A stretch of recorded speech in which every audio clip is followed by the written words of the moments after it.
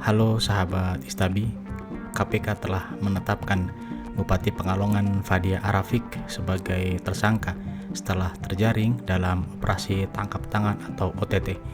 Namun ada hal yang tak biasa dalam kasus ini.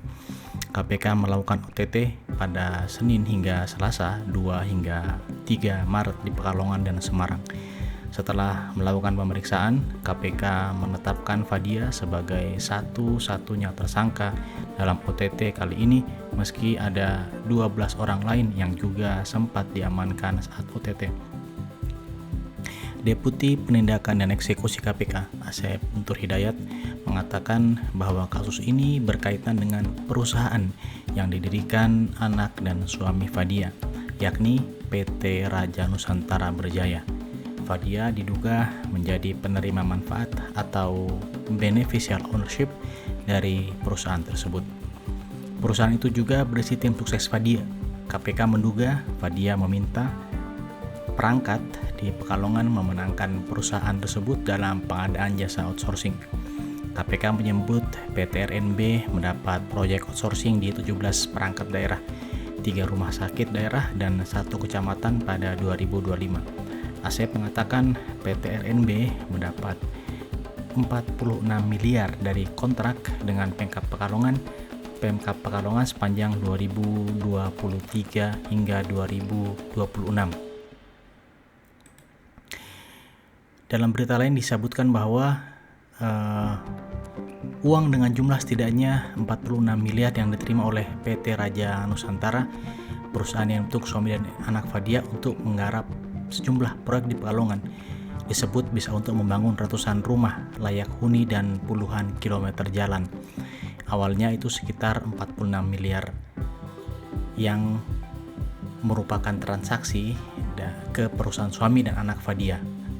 Atau setelah dipotong untuk biaya pegawai 22 miliar, ada sisa 24 miliar. Itu kalau dibuatkan rumah layak huni untuk masyarakat di Pekalongan dengan indeks per rumah 50 juta, itu bisa sekitar 400 rumah.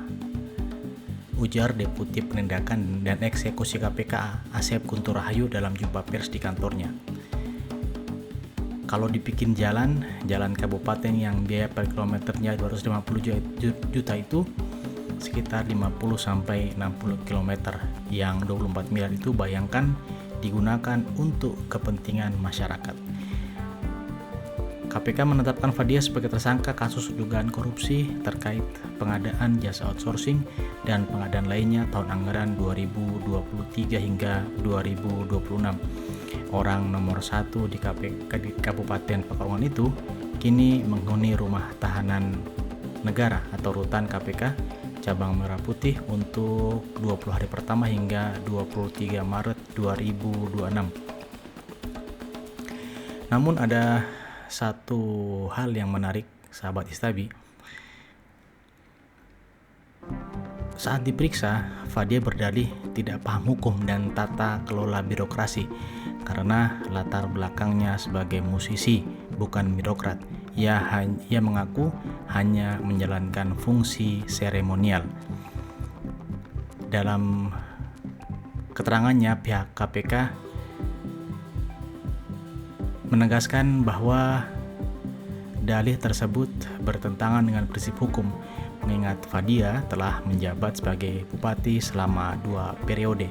Berdasarkan hasil penyelidikan, Fadia diduga sengaja terlibat dalam konflik kepentingan dengan mendirikan perusahaan PT RNB yang dipimpin oleh anaknya untuk mengerjakan proyek-proyek di wilayahnya sendiri. Sahabat Istabi bisa bayangkan, bupati ini atau mantan bupati ini telah terpilih selama 2 periode. Periode pertama pada 2021 hingga 2024, lalu periode kedua 2024 hingga 2026.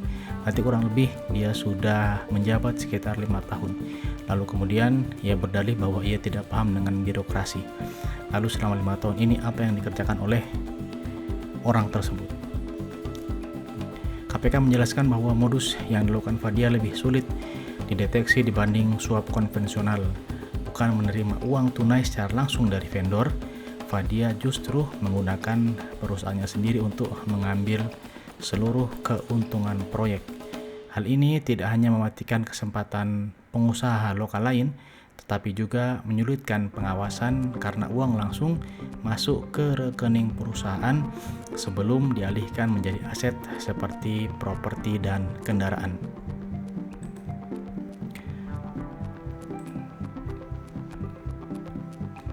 Anggota Komisi 2 DPR RI sekaligus Ketua DPP PDIP, Dedi Sitorus, menanggapi penangkapan Bupati Pekalongan, Fadia Rafiq, yang terjaring operasi tangkap tangan atau OTT KPK. Dedi mengakui memang banyak terjadi kepala daerah tak memiliki kompetensi dalam mengelola birokrasi. Memang ada banyak kejadian di mana kepala daerah terpilih tidak memiliki kompetensi, kapasitas, dan kapabilitas dalam pengelolaan birokrasi dan anggaran, kata Dedi kepada wartawan. Kurangnya kemampuan dan pemahaman sering memicu tindakan-tindakan yang nekat dalam bentuk pengabaian sistem dan prosedur serta etika dan moralitas. Kita tahu bersama bahwa banyak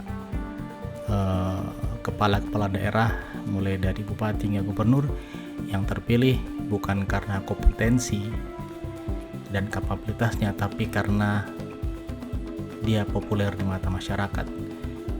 Anggota-anggota DPRD, anggota-anggota DPR karena dia populer di masyarakat, public figure dan sebagainya.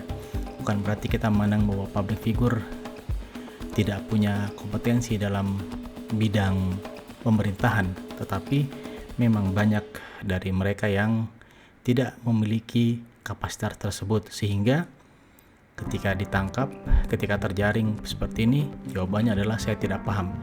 Lalu 5 tahun Anda gunakan untuk apa? Lalu 5 tahun itu Anda belajar apa? Padahal kalau kita melihat daripada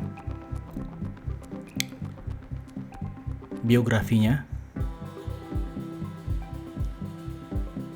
ia adalah lulusan dari S3 dengan gelar Dr. SE MMM di salah satu merampungkan studi S3 politik.